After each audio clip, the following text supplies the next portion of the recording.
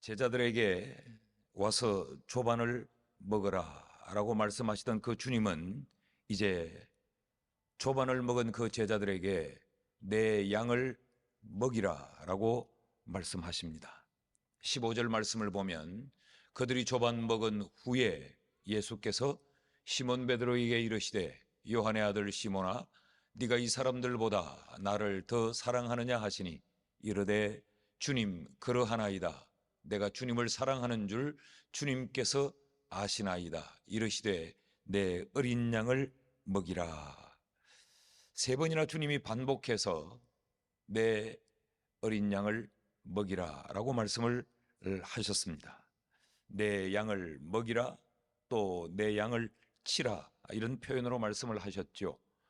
주님이 세 번 그 제자들에게 네가 나를 사랑하느냐고 묻고 내 양을 먹이라, 내 양을 치라고 말씀한 것, 왜 주님이 세 번을 말씀하셨을까?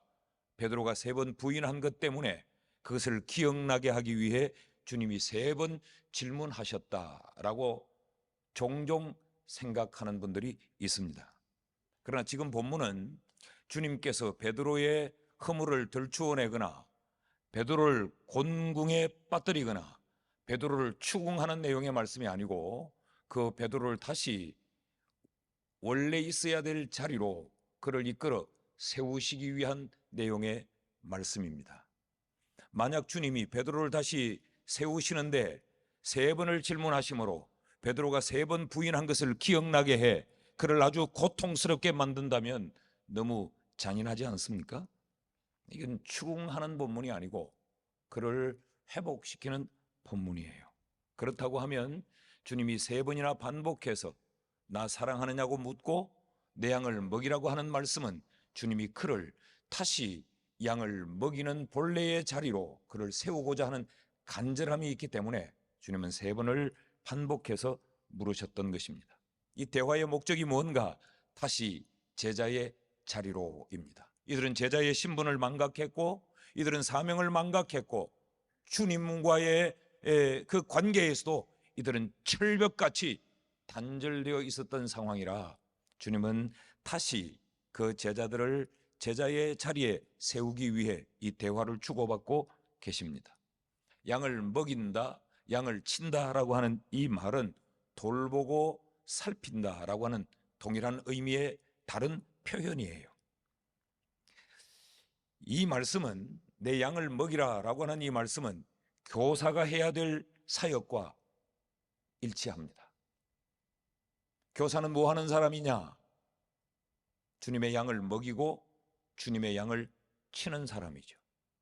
내 양을 먹이라, 내 양을 치라라고 하는 말씀은 교사의 사역과도 동일하고 교회의 직분자들의 사역과도 동일하고 교역자들의 사역과도 동일하고 목자들과의 사역과도 동일합니다. 그렇다고 하면 오늘 본문에서 우리가 기억해야 할, 또 우리가 배워야 될 그 가르침은 무엇인가? 특별히 이제 교회의 여름 사역을 앞두고 있는 교사들이 이 말씀에서 무엇을 배워야 할 것인가? 첫째는 요한의 아들 시몬아라고 부르시는 그 부름입니다. 주님은 세 번이나 반복해서 특정하여 베드로를 주목하시고 요한의 아들 시몬아 네가 나를 사랑하느냐라고 물으셨어요. 15절 말씀을 다시 보면 그들이 조반 먹은 후에 예수께서 시몬 베드로에게 이르시되, 오늘 우리가 읽었던 이 본문의 말씀은 그 제자들 모두를 향하여 주시는 말씀이지만 그들 모두에게 조반을 먹이신 후에 특정하여 베드로에게 대표적으로 하신 말씀입니다. 요한의 아들 시몬아. 왜 주님은 이렇게 부르셨을까? 지금까지 주님은 그 베드로를 부르실 때 베드로야라고 부르셨어요. 이미 이 베드로를 처음 주님은 부르실 때 주님 스스로가 그의 이름을 바꾸어 주셨습니다. 시몬에서 그를 게바로, 베드로로 바꾸어 주셨어요. 1장 42절 말씀을 같이 한번 읽읍시다. 시작. 데리고 예수께로 오니 예수께서 보시고 이르시되 네가 요한의 아들 시몬이니 장차 게바라 하리라. 게바는 번역하면 베드로라. 주님께서 친히 이 요한의 아들 시몬의 이름을 게파스, 페트로스, 게바라, 베드로라 주님이 바꾸어 주셨어요. 게바나 베드로나 그 의미는 똑같아요. 바위, 큰 돌, 반석, 그런 의미입니다. 이 케파스, 게바라고 하는 말은 아람어고, 이 베드로, 페트로스라고 하는 말은 헬라어예요. 그런데 오늘 그를 다시 제자의 자리로, 사명의 자리로 세우시면서 주님은 그를 주님이 친히 바꾸어 주신 이름 게바로 부르지 않고 베드로로 부르지 않고 요한의 아들 시모나라고 부르고 있습니다. 여긴 몇 가지 의미가 담겨져 있습니다. 베드로의 연약함을 드러내는 표현입니다. 넘어진 베드로, 무너진 베드로, 사명의 자리에서 이탈한 베드로, 그의 신분이 무엇인가조차 망각해버렸던 그 베드로, 그래서 그는 주님이 처음 그를 부르실 때 요한의 아들 시몬의 자리에 서 있는 거지요. 그물을 버렸지만 그물을 다시 손에 거머쥐고, 배를 버렸지만 다시 그 배에 올라 배를 띄우고, 사람을 낚는 어부가 아니라 물고기를 잡는 어부의 자리에 서 있던 그를 향하여서 주님은 요한의 아들 시몬아, 주님이 그를 처음 부르실 때의 부름으로 그를 호칭하고 있습니다. 그리고 그에게 내 양을 먹이라, 내 양을 치라고 말씀하세요. 연약하여 넘어지고, 연약해서 무너지고, 허물과 실수와 실패로 얼룩진 요한의 아들 시몬, 그럼에도 불구하고 주님은 그를 다시 불러 내 양을 먹이라고 말씀하는 것이요. 이것이 은혜입니다. 너는 비록 내가 너를 반석으로 세우기를 원했으나 너는 여전히 넘어진 자로, 여전히 자연인으로, 여전히 요한의 아들 시몬으로 돌아가 있지만, 그래도 나는 너를 내 양을 먹이고 내 양을 치는 자리에 세우고자 한다. 이 의미가 이 속에 담겨져 있습니다. 그러므로 여러분, 주의 일을 맡은 우리가 겸손함이 필요한 이유가 여기에 있습니다. 우리는 늘 주님이 우리에게 반석이 되기를 원하지만 우리는 자갈돌도 되지 못하는 연약한 존재들이에요.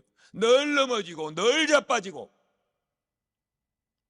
그럼에도 불구하고 주님은 우리를 다시 붙잡아 세우면서 내 양을 먹이라, 내 양을 치라고 말씀을 하는 겁니다. 그러니까 요한의 아들 시몬아라고 부르는 것은 다시 시작하자라는 말씀이에요. 하나님이 그에게 또 한 번의 기회를 주고 있습니다. 그러니까 여러분, 우리의 연약함은 괜찮아요. 그런데 영악함은 안 돼요. 넘어지기도 하고 자빠지기도 하지만, 그러나 그렇게 연약할지라도 주님은 우리를 다시 붙들어 세우기를 원하지만, 영악하면 쓰임받을 수가 없습니다. 이것이 오늘 요한의 아들 시몬이라고 불러주시는 주님의 부름의 의미입니다. 여러분, 비록 연약할지라도 주님의 이 부름 앞에 다시 시작하는 우리가 될 수 있기를 축복합니다. 교회에 이런 직분, 저런 사역들로 사람들이 세워지면 연약할 수 있죠. 그래서 넘어지기도 하고 무너지기도 합니다. 그것은 괜찮습니다. 다시 일어서면 됩니다. 그런데 영악하면 다시 일어설 수가 없습니다. 우리가 겸손함으로 여름 사역에 우리를 요한의 아들 시몬아라고 부르시면서 다시 시작하도록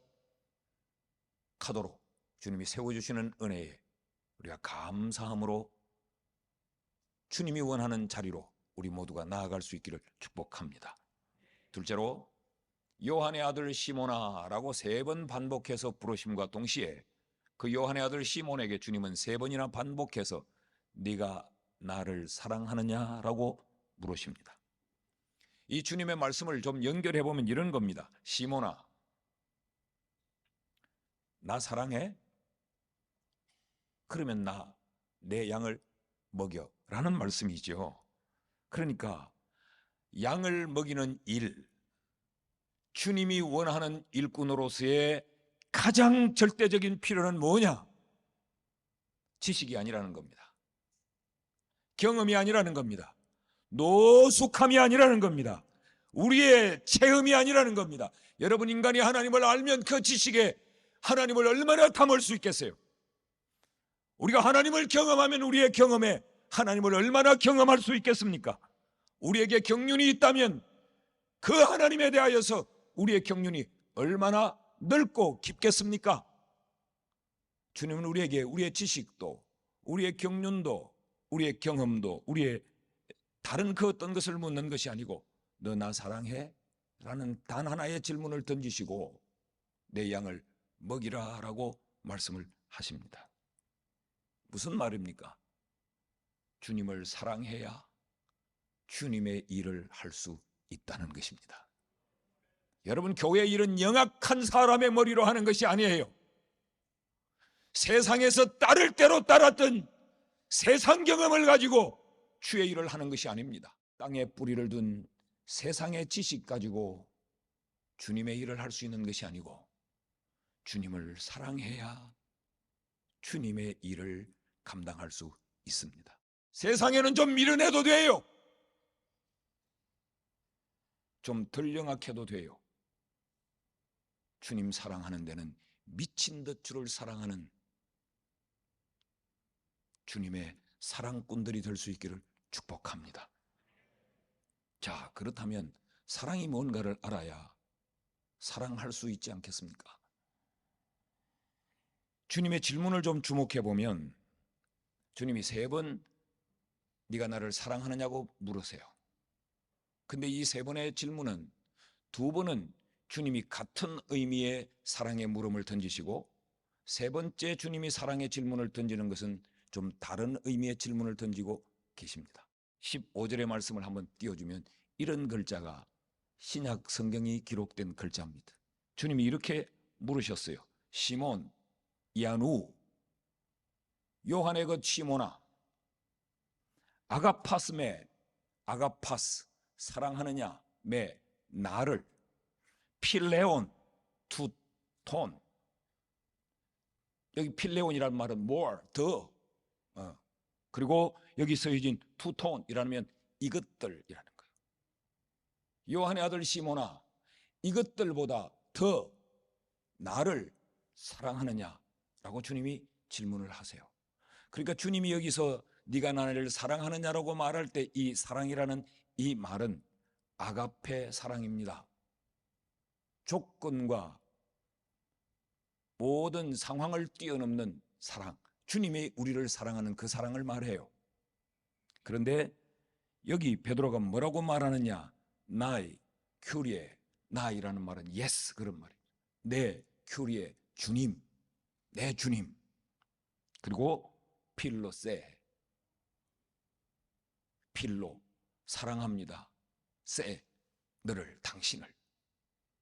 그러니까 주님은 지금 아가페 사랑하느냐고 물었는데 베드로는 주님을 필로스 사랑합니다. 이 필로스는 조건적인 사랑이에요. 기호적인 사랑. 음악을 사랑하는 것, 미술을 사랑하는 것. 그리고 이것은 조건이 맞아야 사랑이에요. 주님의 질문과 베드로의 대답이 초점이 맞지 않습니다. 주님이 2번째도 똑같이 물었어요. 2번째는 이것들보다 나를 더 사랑하느냐고 묻지 않고 주님은 2번째는 아주 간단하게 물었어요. 요한의 아들 시몬아, 아가파스 매, 날 사랑해? 라고 물었어요. 그런데 베드로가 여전히 똑같이 대답을 합니다. 나는 주님을 필로스 합니다 라고 대답을 해요. 그러니까 주님이 3번째는 주님의 질문을 바꿉니다. 어떻게 바꾸느냐? 시몬, 야누, 필레스 매, 너 나를 필로스 사랑하냐라고 물어요. 그랬더니 여기 이상한 일이 하나 일어납니다. 17절 말씀을 같이 한번 읽습니다. 시작. 3번째 이르시되 요한의 아들 시몬아, 네가 나를 사랑하느냐 하시니 주께서 3번째 네가 나를 사랑하느냐 하심으로 베드로가 근심하여. 여기 근심하다라고 하는 이 말은 루페오라고 하는 말인데 이 말은 고통을 느끼다, 그런 말. 다시 말하면 주님이 첫 번 두 번째 질문과 다른 단어를 써서 너 나 사랑하느냐라고 물으니까 베드로가 거기서 깨어졌다는 이야기입니다. 이것이 사랑이라는 말입니다.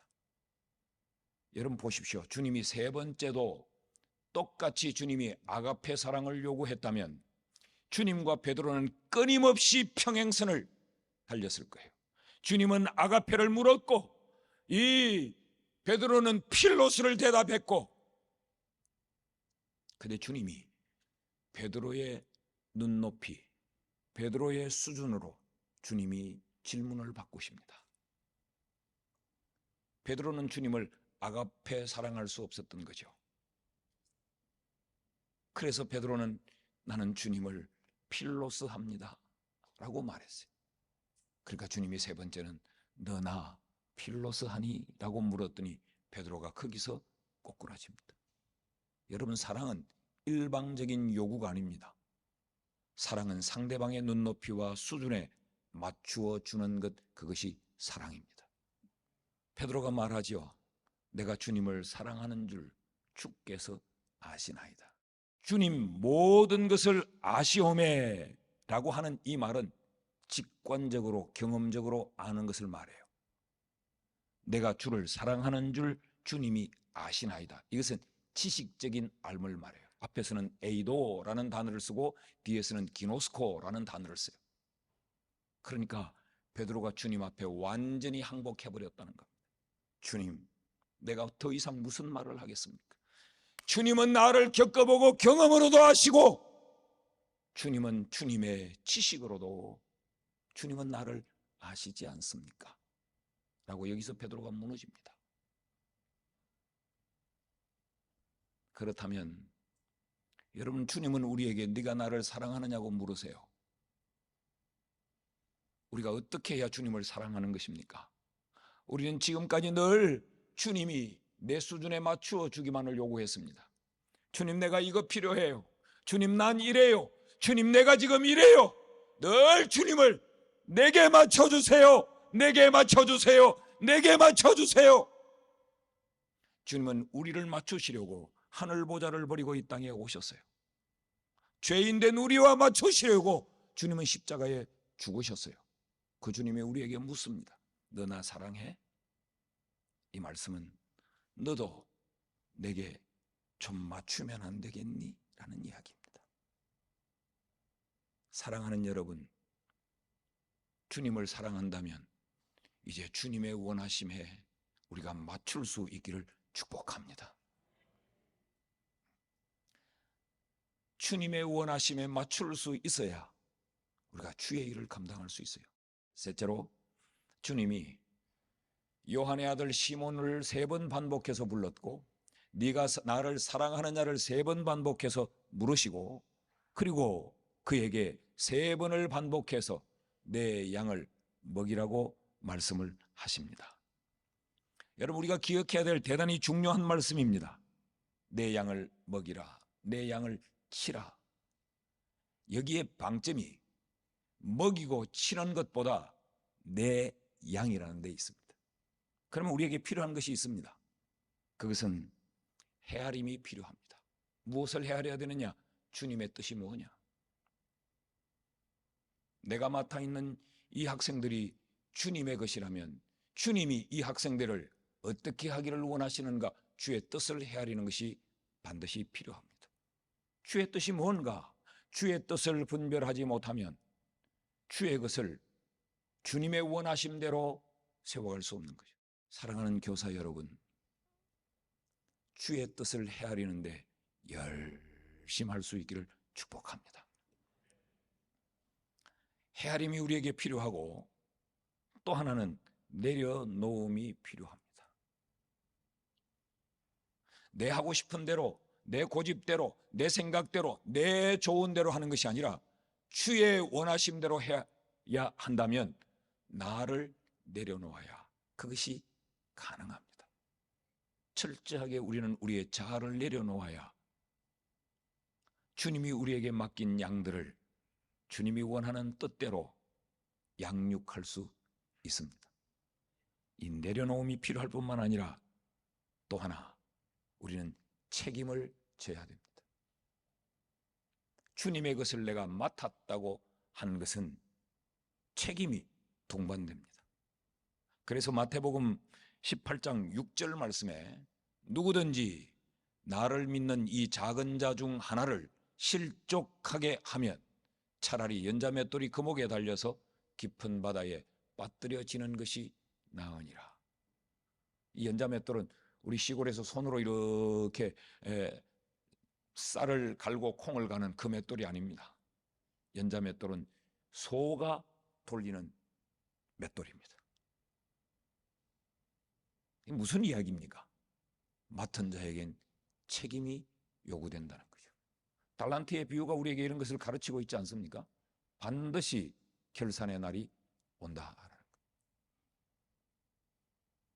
그러므로 여러분, 주님께서 우리에게 맡겨주신 그 양떼, 가랑비 옷 젖는 줄 모른다고 그 맡아서 한 해를 이렇게 저렇게 지나는 동안 1명 줄고 2명 줄고, 주일학교에 그래서 이번 금년에 5명 줄고 10명 줄고, 그러니까 이만한 덩어리에 요만큼씩 빠져나가니까 빠져나가는 줄도 몰라요. 사람이 모른다고 하는 것, 사람이 안다고 하는 것이 중요한 것이 아니라 주님 앞에 우리가 책임을 져야 된다는 것이 두려운 것입니다. 하나님이 내게 열을 맡겼다면 하나님은 그 맡긴 열에 대하여서 내게 책임을 묻기 때문에 그렇습니다. 주의 것을 잃었다면 책임을 져야 된다. 이것이 두려운 것이죠.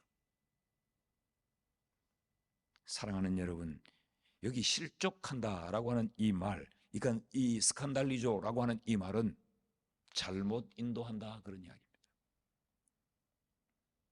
꼭 숫자적으로 하나 줄은 것만이 아니고 잘못 인도해버리는, 잘못 먹이는 겁니다. 그것에 대하여 주님은 책임을 지라는 것이죠. 이게 얼마나 무섭고 얼마나 두려운 말씀입니까? 사랑하는 여러분, 이번 여름 사역에 그저 아이들 모아서 간식 몇 개 나눠주고 율동 몇 자락 가르치고 그냥 그렇게 마치는 것이 아니고 주님의 뜻이 무엇인가를 잘 헤아려서 나를 내려놓고 완전히 주의 것으로 그를 바르게 인도하는 우리가 될 수 있기를 축복합니다. 말씀을 맺습니다. 주님은 오늘 우리에게 요한의 아들 시몬아라고 부르세요. 너 연약한 줄 안다. 너 약해서 들어는 넘어지고 자빠지는 것도 안다. 그런데 다시 시작하자라고 우리를 부르세요. 그러시고 주님이 너 나 사랑해? 라고 묻습니다. 이제는 내게 좀 맞춰봐라. 이제는 내게 좀 맞춰봐라. 사랑을 물으세요. 그리고 내 것을 네게 맡긴다고 주님이 말씀하세요. 출석부를 펴고 내 반 아이들 이름을 부를 때마다 이게 주님의 것이라는 것을 기억하십시오. 일주일 동안 그들이 내게 맡겨준 주님의 것이 어디서 어떻게 돌아가고 있는지 전혀 관심이 없을 수가 없습니다.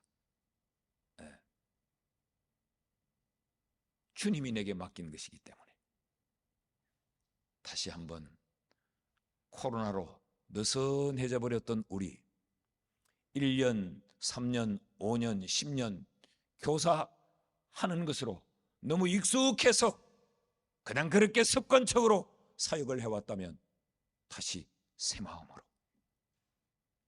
우리 모두가 바르게 세워지는 이런 은혜가 있기를 주의 이름으로 축원합니다. 이 자리에서 예배하는 우리 모두가 습관과 타성에 젖어버린 우리의 신앙을 다시 한번 조이는 이런 은혜가 목사인 저로부터 우리 모두에게 있기를 주의 이름으로 축원합니다.